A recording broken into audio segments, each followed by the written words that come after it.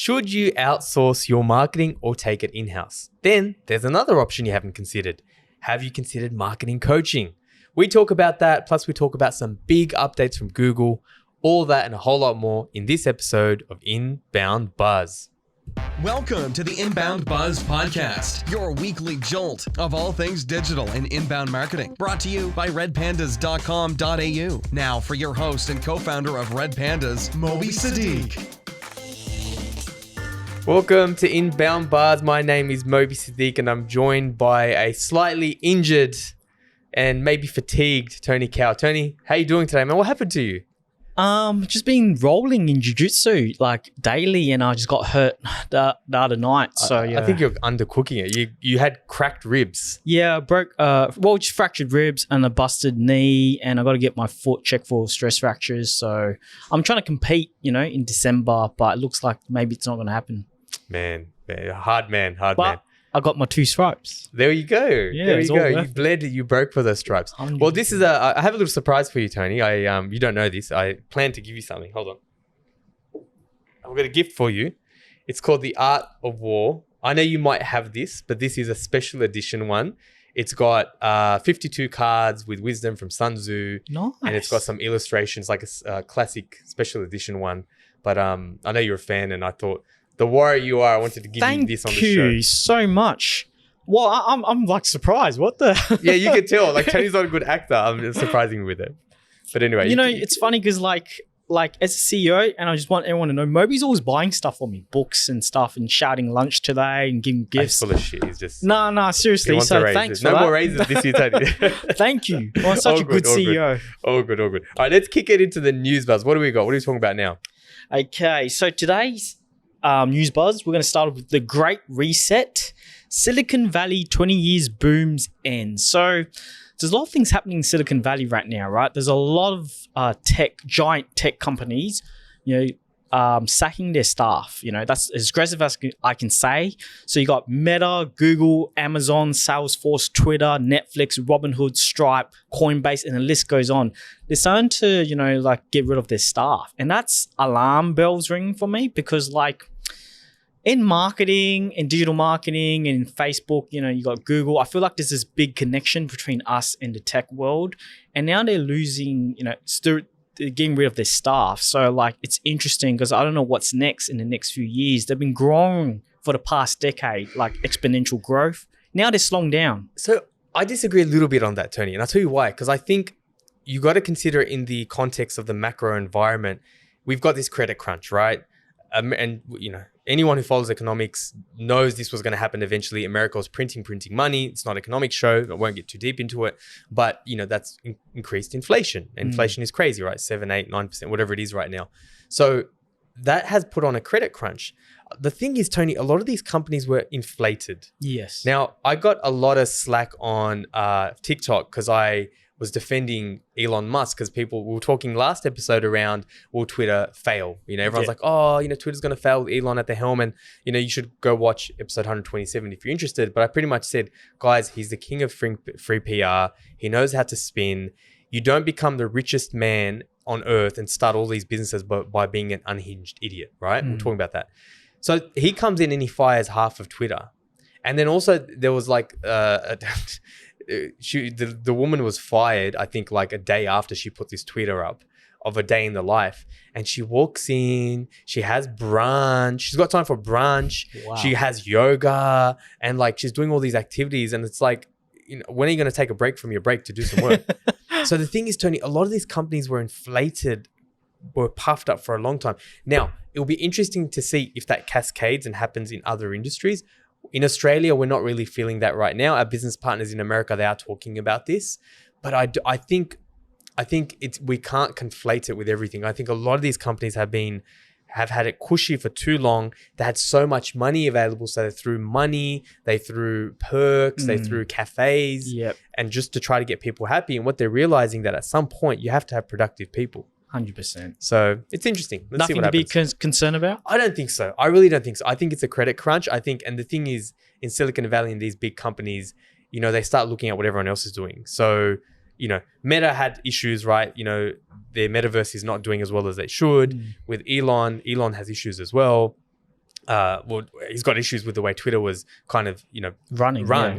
So now other companies are like, oh, you know what? We want to also get rid of our weight. So it's a little bit of, what's happening in the space. Yeah, interesting. It's good to keep an eye. I love that sort of stuff in that industry. So moving on, 10 reviews gives you a ranking boost in the Google local results, study says.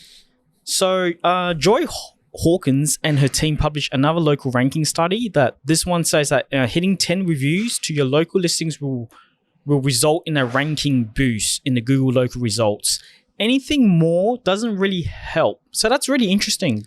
Yeah, I mean, so what Joy Hawkins found in the study is essentially if you get 10, it helps you in the local search results. It doesn't actually help you in the local packs. It doesn't help you in normal SEO.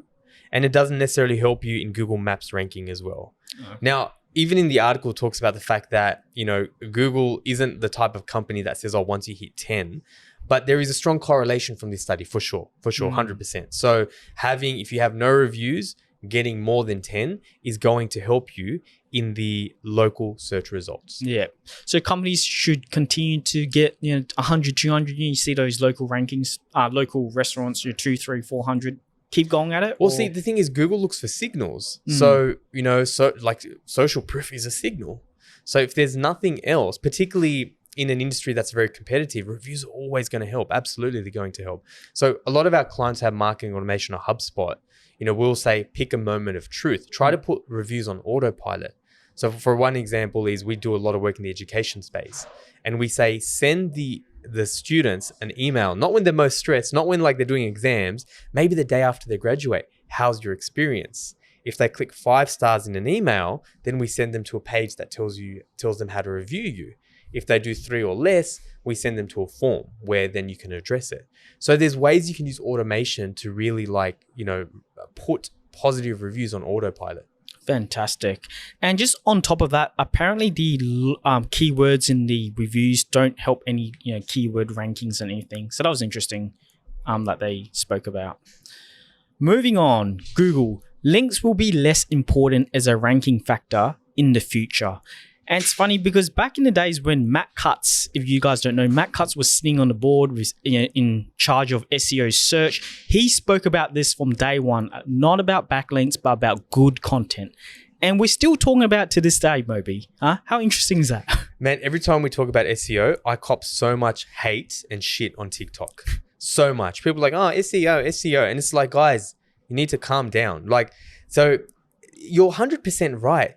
Google needs to rely on signals because the algorithm wasn't smart enough, right, to figure it out. So it's like, okay, what are we going to rely on a signal for trust? Links. Okay, let's make the hypothesis that if a website has links linking to it, it must be a good thing. What did marketers do? They ruined it. They ruined everything. Yeah. Right. So then Google got smarter and smarter and saying, okay, these are high quality links, or these are links related to what you're talking about. We're going to value those. Now, those are still valuable. But what Google is telling you is once it figures out to be smart enough that it doesn't need to rely on links, it's not going to rely on them anymore. Like John Mueller, clearly says, my guess is it's over time. It won't be such a big factor as it is today. I think that's something that's already been changing quite a bit. So the algorithm getting smarter and smarter. There's this. We've got the helpful content update that came out as well. So answering buyers' questions, we talk about this all the time. They ask you answer is the way to go. Backlinks, you don't rank just because of backlinks. They're going to get progressively less and less important. And now we have the proof. And also, just with more proof from that, some of our clients just do a lot of content, blogging and all that. And they're ranking and they're getting so much traffic. It's like a boost in traffic just from content, not from backlinking, but from content. So that's very interesting, just to connect to. It's one of those things. It's so hard to have a 1-sentence answer or even to do a short TikTok on this stuff because it's not simply black and white. Now, if you're say you're an industry where you're, I don't know, a very boring industry, you're manufacturers. Oil, or industrial grains or something, right? Apologies for any industrial grain people out there. But when no one does any marketing, you do nothing. And you add a bit of H1s and some keywords and you do some backlinks. Yeah, you're going to outrank other people. But in most industries where it's competitive, it's not going to freaking work. And again, Google looks for whatever it can grab onto that tells that you are a reputable source. So so of course, like we have clients, we do backlinking for them for sure, but we keep encouraging them to focus on content. You're right, Tony. Like if you could only do one thing and one thing well, and you just focused on content, that is your SEO. SEO is a byproduct. It's not what you focus on. It just happens because of good content. Google tests picture-in-picture for videos in search results. So this is interesting because I looked at the article, and when I saw this video in the search results, it looked like a Google AdSense or spam or something. But Google is testing like videos popping up on their search results. Yeah, it's really interesting. So it's been hard to replicate this. I haven't been able to replicate this, but there are people who've seen it. So that means Google is doing beta testing, out there. And essentially, like what they're saying is you'll have these results. And if you hover over the result or click on the image, kind of like when you minimize video plays and you see video playing, in the corner, that's what's sort of happening. And I think this is great, Tony. I think it's great because we've been talking about video for a very long time. It's funny as well, Moj. Remember in the days when you had those pop-ups, like malware, and you have like a little pop-up? Yeah. I feel like they're coming back.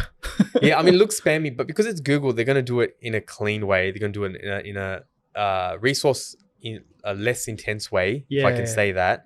And the thing is, if you can give people an answer, and that's why we talk about snackable content all the time, or giving people a preview, it's going to stick out. So if you're not doing content, if you're not doing videos already, I don't know what else, proof you need to get onto it, because we've spoken about this many episodes ago. Even TikToks and Reels rank in search now. You search for something comes up in maps, you have articles that come up, but you have, like Shorts, Reels. No, I don't think you actually have Reels. You have TikToks, and sometimes they will show up a YouTube result and they will trim the section in the YouTube. Yeah. So it might be 20-minute video, but they say at this section here, your answer is there. Yeah. So it's something to look out for. And also a reminder, if you are doing videos, say you might already be doing them, right? Because you're a marketer of, if you're doing 2016 stuff, you should be doing this stuff. Then, video SEO is really important. Adding tags, even in TikTok has a big character count, and people are kind of confused because I don't read when I'm on TikTok. I don't read the description. Well, there's a theory that TikTok has that for more rich metadata. So we know that the younger audiences, they're using TikTok as a search engine. What are they going to grab onto? The content of the video, but also the snippet that you have, the description that you have. Now, I'm pretty lazy. I don't do big descriptions, but maybe I should, because that's the stuff that helps these algorithms determine, match a video to a search query. Interesting. Yeah, man, that's fantastic. This was a good news buzz this week. Quite interesting. But we're going to wrap it up and we're going to move on to feature buzz. Marketing agencies versus marketing coaches. Now, Moby, we get asked this a lot, and it's throughout the whole industry. I just noticed back to front. Should you outsource your marketing or should you take it in-house? I mean, there's probably almost three options here, right? Like, should you just do it by yourself? Should you outsource it? And then also a model that's very, very new, and this is a little bit self-serving for Red Pandas and our partners Impact, get a marketing coach. People don't realize that that's actually an option as well. I will say this, just from the outset, with marketing, you're going to have to pay with time or money. Full stop. You're going to have to pay with time or money. We had a prospect come through yesterday. They sell like money counters. You would have thought they have a big budget actually. They sell money, but they don't. They sell money counters in the US. It was a Chinese-based business actually. And he said, do you have anything for $2,000? And I said to him, look, we don't. All our pricing is online. But I said, dear prospect, I would be very careful in trying to hire someone. You're talking about doubling your sales.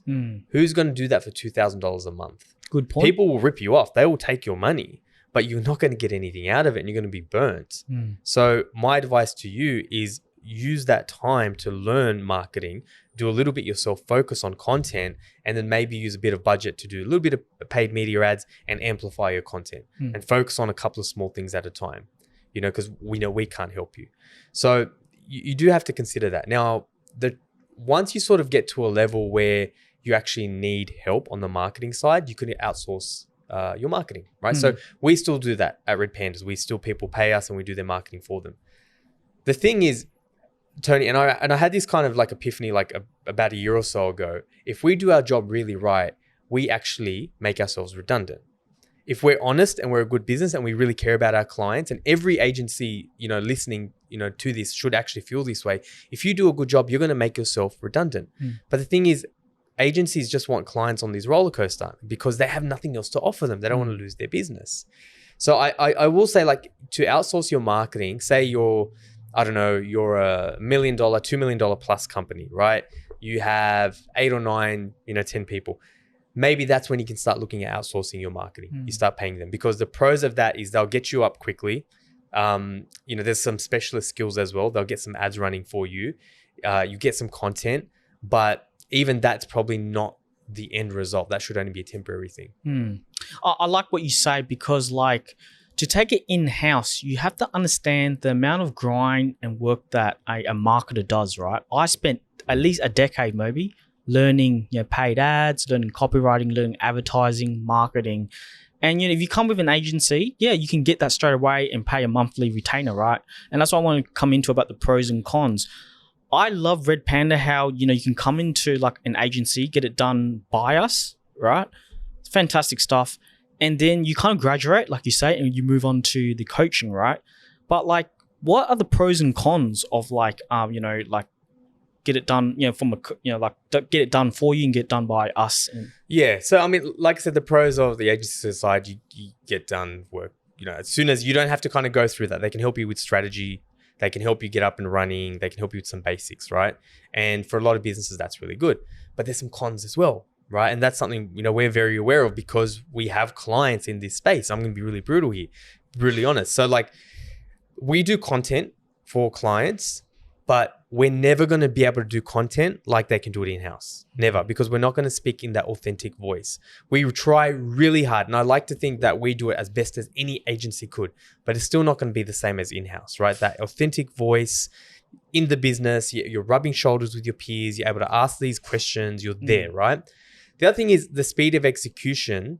It's faster than you might be able to do it yourself, but it's slower than it could be, because an agency is still juggling you. You're not the only client. That's true. Right? And if you're the only client, they're not a good agency. And this is only going to last until they get more clients. So at Red Pandas, we try to sort of minimize that risk by saying every account manager only has 5 or 6 clients maximum. Yeah. Because our theory is, okay, well, if we have 5 clients, then there's 5 days in a week, 1 day a week per client. That should be enough time. And of course, then there's another team as well. So, you should always ask your agency or prospective agency, if you're outsourcing, is how many clients do you guys have per account manager?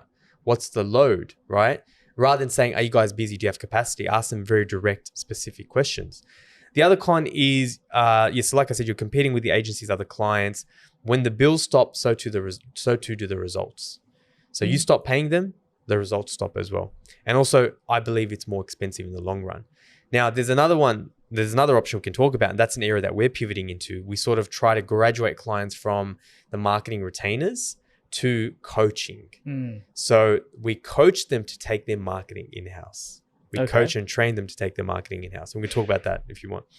Coaching, eh? So, that's interesting, coaching, because it seems like, I know the industry talks about coaching and stuff, but like, I feel like this is a new industry, that, we're offering. Can you speak a little bit more about that, Mopes? So the idea is, because I speak to clients about this all the time now, and they're like, and we're like, oh, look, you guys should take it in-house.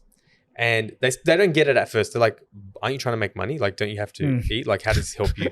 I'm like, well, it does help us, right? Because think about it. You can't, like, one of the first things we say, hire a content manager.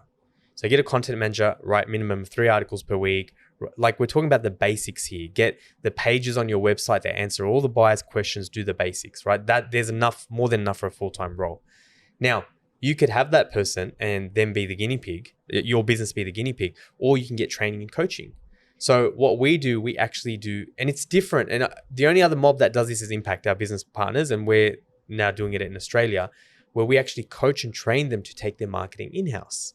And depending on how fast they want to go, we train them over a year or 18 months or, 2 years. So between a year and 2 years, we coach them. They get a head coach who's like their accountability partner, a content coach, a marketing automation coach, a video coach. What else we got? Any coach they need? And there's fixed coaches. Also, I mean, this is probably rare because paid media is so specialist. But if they're a big team, paid media coaching as well. Fantastic. So and our sales coaching. Very, very important, sales coaching. So for this to work, because people will often say, oh, we've tried content, Moby, we've tried, doesn't work. It's like, well, okay, let me ask you a question. What percentage of your content do the salespeople use in their sales process? So out of maybe 5 customers that they're dealing with, prospects, how many of them are they actually sending content to? If it's 0 or 1, then you're not doing it properly. You're not. Like your salespeople are not respecting your content.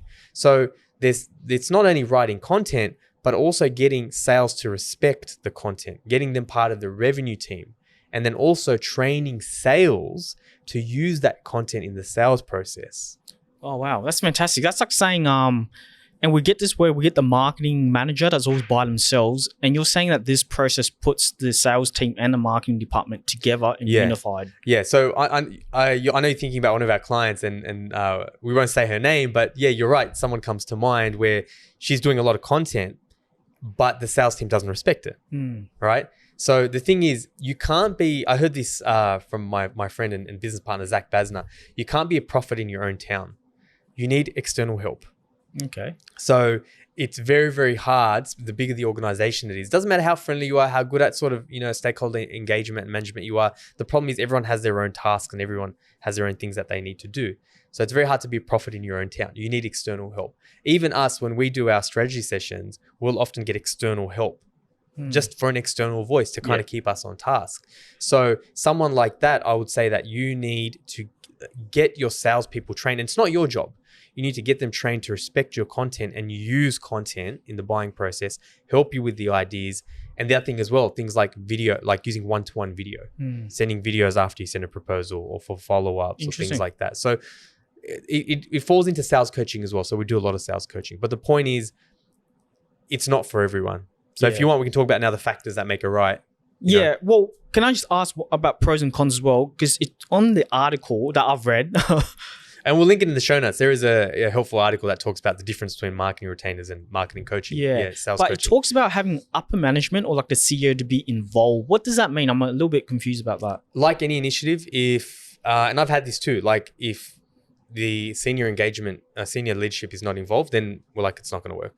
You can forget it. So senior leadership needs to be bought into the fact that to be the most trusted voice in the space, to be the most dominant voice in the space, we have to talk about things our competitors don't want to talk about. We've got to talk about our buyers' concerns, fears, questions. We need to be the Wikipedia of our industry. That's where the content manager role kind of comes in. It's easy to say and everyone says yes, but it's actually not easy in principle. Because we don't want to talk about pricing. We don't want to talk about, problems with our product. We don't want to talk about the fears because then we're going to remind them about those things. But this is the thing. That's such a dumb, ignorant thought. Because when we're in buying mode, what do we do? Like I've spoken about this in the past. Like, my wife bought a Prado. She was looking for problems with Prado. The thing is, you only look for problems when you're interested in buying it. Yeah. So if a buyer has a concern, your product's not perfect. Our product's not perfect. It's not for everyone. So sometimes it's a problem for certain people, not for everyone. If they have a concern and a problem, you should address that. Interesting. So that's a tough pill to swallow. So the first thing is to get leadership on board, the way the modern buyer sells and consumes, and the idea that 80% of the decision is made before they even talk to your salespeople. That's step one. So, if that doesn't happen, then it doesn't work. I love it. Anything else that... Look, the only other thing I'll say is one thing we haven't spoken about is and this does vary, right? But it's like the money. So funnily enough, training and coaching costs a lot more than marketing done for you. Costs a lot more because you are being trained on the skills to have, and the reason why we do it, I should mention, is that's where you get the results. So outsourcing your marketing, you will get some results. Of course you will. But it's not going to be like when you take it in-house. So that's why we love it, because clients get so much more results when they take marketing in-house, when they're doing video, content, even ads. That's for more advanced, people. But when they're doing that stuff in-house, they get more results. And selfishly, we like that because it's a better case study for us. Yeah. But at the same time, it costs more. It does cost more. You have to hire a content manager and you've got to pay for our coaching or someone else's coaching and training services for a year or two. But in the longer run, it is actually cheaper. because you're investing in-house and your employees are happier, and Yeah. marketers want to learn and grow. That's one thing we know about marketers. The other caveat I will say, it doesn't work for all skills. Like, like what you do, Tony, paid media is very specialist. Like it's, like you said, it's taken you 10 years to get to that. So yeah, maybe if you've done the outskirts for a little while and you're in an industry where you don't need too technical skills, maybe you can get paid media coaching, but I wouldn't recommend it for everyone. Then also there's like, say, IT or technical things, maybe you're an e-commerce brand. I still recommend you do videos in-house, but maybe the high-end videos, you should, engage someone like AIM Visuals over there. So, you know what I mean? So, it's not for everyone. Now, the final thing I'll say is like, what should, you be, your size of business. I'd say once you're at that $5 million mark, that generally, we've got clients that actually make less than that, but that's the level where we find, $5-10 million mark, the minimum for them, coaching is the right option. Interesting. So it's not only, yes, it's the best option, but it's not the best option for everyone, because if you just started yesterday, you're not going to pay someone $7,000, $8,000, $10,000 for coaching. It's not worth it for you. You're just trying to get, like food on the table. True. So for you, if you're a startup or a scale up, not even a scale up, a startup, I'd say invest in the time to do a couple of things really well. Content, do that yourself. Then once you get to sort of like $1 million, $2 million mark, then you can look at engaging an agency to do marketing for you. Once you get 5-10 million up, that's when it's probably a good idea to get some coaching. So if you're, I will sort of say companies that are sort of 10 million ish, that's often the perfect time to consider sales and marketing coaching and training. Yeah, fantastic. And if you don't fall within those brackets, send us a message. Maybe we can help you out. Yeah, everyone's different. Like I said, we have clients that make a lot more than that. We have clients that make a lot less than that doing coaching. But it depends on your product, your margins, that type of thing. Absolutely. Okay. And that wraps it up for Feature Buzz, marketing agencies versus marketing coaches. Our next segment is Can We Fix It? So this is, okay, let's hit the intro music first. Moby and Tony, can they fix it? Moby and Tony, yes they can.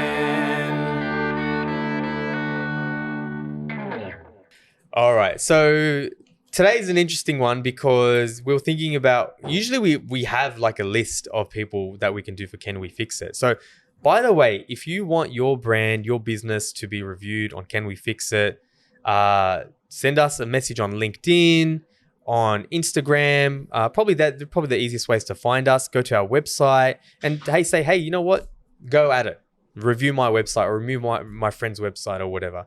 Because this week we couldn't think of anything. Like, what are we going to talk about today, right? So like, look, we're just going to write we're going to wing it. I don't know if this is a good idea.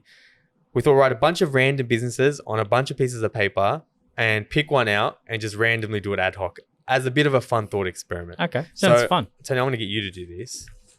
Okay. And as Tony does that, if you want to watch the video version of what we're doing, visit redpandas.com.au/EP128. And the lucky business is... Oh my God, Gracie Parramatta. So this is the jiu-jitsu gym that me and our video friends Fung and Jay go to as well. And let's just go on their website, right? This is interesting. We had some really funny ones in there. We had like Indian restaurant. We had like a dog coat company. So maybe we can do some of those later. But let's go to Gracie Parramatta. Awesome. So if you don't know what jiu-jitsu is, firstly, it's not karate. But, that's one of the bugbears. If you say to someone who does jiu-jitsu, oh, is it like karate? That'll really piss them off. So if you want to piss them off, say that. But the best way I can explain it, like a dojo, like a karate gym or a taekwondo gym or whatever, it's a martial art, right? Now, this is a pretty interesting one. So I'll go on the website here and you can see that. And so I go to this gym and I'm going to send this to my coaches as well, George and Jason. So if you guys don't like it, you can take care of me on the mat. But I'm just going to be really honest with you, right? So we've got the website. And again, if you want to see it, check out redpandas.com.au/EP128. There's a video there and there's some stuff. Can I also say, I think I see you on the website, Moby. I remember seeing you on the website. Yeah, I've got a white belt, which I have been for many years, and I probably will be for many more years. But anyway, so, okay, this is quite interesting. This is one of the things that I find with sports clubs in general, or gyms or whatever, right? So this is good for anyone if you know anyone who runs a gym or owns a gym or marketing for a gym or a fitness thing, whatever, you guys have this weakness where you feel like you just need to make these sexy videos. There's nothing wrong with sexy videos. They're very nice. But that's not the thing that's actually going to get people interested in what you do. So for, Gracie, right? They have like 3 or 4 classes a day. Wow. And what I would do is I would focus on an actual technique. So if you don't know anything about jiu-jitsu, a lot of it's self-defense, right? So for example, how to stop an intruder grabbing your hand, or if an intruder grabs your kids, from behind, what they can do to, disable, or like the kid might not disable them, but break free and run away, right? Really functional stuff. For some reason, sports brands have this weakness, or fitness companies, that everything has to be polished and sexy and nice and people sweating and having a lot of fun. That's important. But you guys, you got to focus on the really functional stuff, like tips and tricks. That's number one. What comes to your mind? So on tips and tricks, Moby, are we recommending them to post on the website or repurpose on social media? Really good question. Really good question. So I think one thing that they should have, that Gracie Parramatta should have, is like a learning center. And I think there should be a category there where there's like a featured tip. But a lot of the syndication absolutely is going to be on social media. Now on the website, it's funny because George, the coach, was saying that people spend a lot of time on the website. But we need to have things like pricing. Right? We need to, like, jiu-jitsu is a very, what's the word I'm looking for? Intimate sport, right? Like when COVID happened, it's like the worst thing you could do during COVID, because like you're right up in there in someone's grill, their crotches on you. Like if you don't know what you're looking at, like it looks weird, right? Yes. You're very close. So why I say that is there's a high barrier to entry with jiu-jitsu. It's one of those sports, like maybe like combat sports, it's a high barrier to entry because people think it's uncomfortable. But once they get in there, they love it. So I'd address those queries, problems, concerns on the website. You might have a section that says new here, ? Right? Questions you might have. And it's like, am I going to have, am I going to get hurt? Do I need a level of fitness? One thing I hear with my friends all the time saying that, I'll do jiu-jitsu once I get fit. So even something like that, should you do jiu-jitsu once you get fit? Well, the answer is no. Like you do jiu-jitsu to get fit. So all those questions and concerns and fears that people have should be on the knowledge center. And I'd actually have them high up. This video is great, right? But this doesn't do anything for me. It just shows a bunch of people in their pajamas throwing each other around, right? If I don't know what I'm looking at. So I'd literally have like something like new here, download the new student guide to jiu-jitsu. Yeah. Right? Like a lead magnet? Like a lead magnet, everything right? The new student guide. And it's like what you can expect during week 1, what you can expect during week 2, over your first month, how long does it take to get a belt? Is it safe? If I'm a woman, so like, my wife, she was like, the women's class at Gracie Parramatta was a lot, big reason what driven was people like her. Because, she wears a hijab, she doesn't want to roll with men, but like a lot of women don't want to roll with men, right? So what if I'm a woman? Do I have to roll with men? Do I have to fight? Things like when I first got into jiu-jitsu, I didn't know the difference between jiu-jitsu and MMA. I didn't know the difference. I'm like, so I thought it has striking in it too. So really so a guide like that would be great. So then once you have that guide, you could nurture them over a couple of weeks, right? So 1 week could be the benefits of jiu-jitsu. Another week could be how jiu-jitsu helps, from self-defense. Another 100%. One could be, and I honestly believe this, jiu-jitsu is one of those things. It is one of the most efficient things you can do, because in one workout, you get strength, you get cardio, because a lot of breathing, as you and I know, Tony, you get cardio, you get self-defense. Now, I'm a busy guy. I don't have time to go to the gym for strength and self-defense and this and that. I'm lazy when it comes to my fitness. If I can have it all in one thing, I'll do it. So, you know what I mean? You could actually nurture them that way. So I think there's so many things we could do. We don't have a lot of time on the show today, but essentially like answering their questions, concerns via a guide, like a buyer's guide, new to jiu-jitsu. And you might also have like book an appointment. Now, this might sound silly, but even like booking a video call, right? Like booking a video call is like, book an appointment, right? Book a no obligation appointment, online. I love that. The person doesn't have to come in. Like, how much of a fear it is to walk into a gym for the first time? 100%. Huge. It's absolutely huge. People don't want to do that. So book a friendly video call. Especially when there's like combat sport. People are a bit scared. They don't know anything about the coach. Yeah, so it's good to have that video call. Yeah. 100%. Now the site does a lot of things. It's very friendly. That's got kids there. It shows you people smiling and does that beautifully, right? But it doesn't have. We're not answering their fears, questions, concerns, and a lot of the videos. And I do have the benefit of seeing a lot of their videos. There's too much polish. People don't give a shit about polish. They really don't. And I'm really sorry, George. I know you're probably going to beat me over the head with this, but don't worry, I'm not going to share it with too many people. But the thing is, let's get really functional, right? You have 7 classes or 3 or 4 classes a day. You've got 3 or 4 like little 1-minute videos you could do. Just pick one day where we're doing really functional stuff. Let's stop focusing on trying to get our content perfect. Fantastic. I think there's one point that you nailed on the spot is like a pricing guide, because like there's so many jiu-jitsu gyms and there's like people want to know how much they're going to pay for it, you know what I mean? And people are doing fitness, they're doing so many different stuff, you know, and they just want to know how much it is, you know? And you kind of like honestly pre-qualify who's going to be a free trialer and who's going to actually sign up. I think 100%. That's important. I've actually heard from George that he reckons when he tells people the price, they thought it was going to be more. Oh, okay. So, you know what I mean? Like, again, like I just spoke about the value prop. Now, every gym is going to be different. The value prop for jiu-jitsu is very specific, but you can do a bunch of things. So you could have pricing. Like, I honestly think that pricing should just be there, clear cut, not a range. But even a range, you could even have a range there. You could even have a comparison table that says if you do jiu-jitsu compared to gym and compare like a normal gym and a PT, a personal trainer, this is what the equivalent would be. Yeah. And a self-defense class, this is what it would be. I love that. Yeah. You know what I mean? Because the absence of value, people will compare you on price. Yeah. So that's what Gracie Parramatta should do. And I think one more about content is I've met a lot of people that say, oh, why don't I go do kickboxing or boxing or Muay Thai? Maybe a comparison between those 3 sports. 100%. Nailed it on the head. Boxing versus jiu-jitsu, right? You know, boxing, you can't do it into your 30s if you want to be punch drunk, unless you want to be punch drunk. Jiu-jitsu, you can do it until you're 80. Yeah. You know what I mean? If you're doing it when you're young, you can do it almost forever. Yeah. 100. Yeah, nailed it on the head, Tony. So like those fears, concerns, we talk about the big 5 questions people have when they're ready to pull out their wallets. This versus this. Absolutely. Man, I love this. Hopefully your professor takes this and, you know. Now, I mean, I spoke a big game because the camera's on. As soon as we stop recording, I'm going to be like sweating bullets now, you know. But no, they're good. They're humble people. I think they'll take it the right way. Jay and Fung's filming as well, just FYI. Yeah, I know. But they're all right. They're fine. Okay, cool.